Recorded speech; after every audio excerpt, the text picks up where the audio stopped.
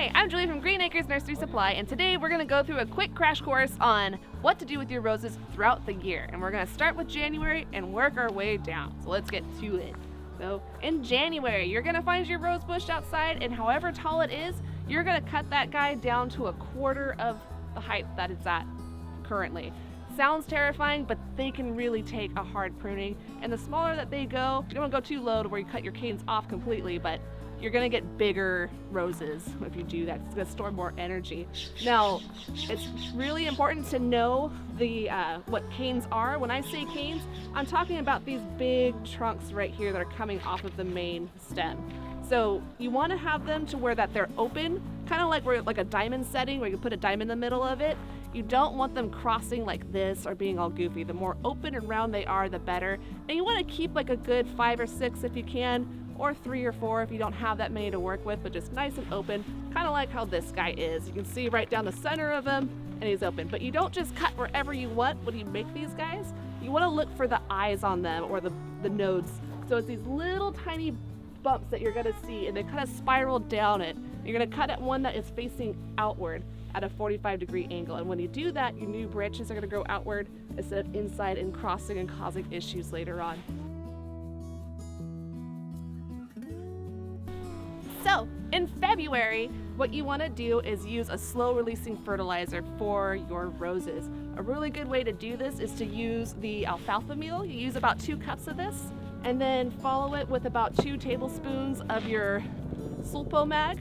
This is going to help you produce more canes on your roses and make them really healthy and strong, and it's going to just make them more vibrant and really good. If you don't have sulfomag, you can also use Epsom salt. A lot of people don't realize it's not actual salt, it's magnesium sulfate. You can use 2 tablespoons of that diluted in a gallon of water and do a root drench with that, and we also sell that here in the nursery too.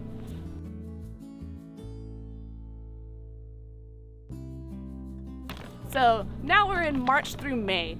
March through May, that's springtime. That's when we're gonna be fertilizing the most. Really good one. If you want to go organic, you can use this rose and flower food. It does a really good job. You can also use something that's not as organic. You can use like stuff like the Bear 3-in-1. We have a lot of other varieties here of fertilizer. These are just a couple of my favorites. But this one it also has a disease and insect control too, to kind of help take care of that problem. But that's the main thing that you're focusing on in spring, is just fertilizing and getting them ready to start really blowing up for you. Alright, now that leads us into summer. So June on, you're pretty much just looking for insect control. So you're gonna be using things like neem oil right now.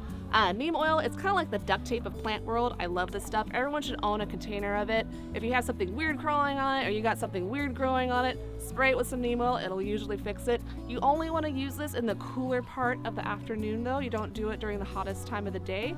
But it's a good insecticide slash fungicide.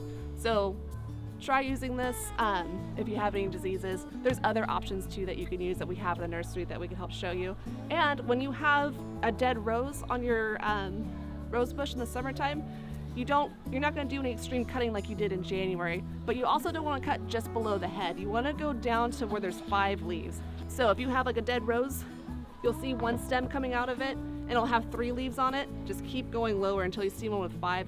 That's where you want to cut at a 45-degree angle above, because out of that leaf is where your flowering branches are going to come out and give you more roses. And that's how you get more color in the summertime instead of having it peter out and be kind of sad looking.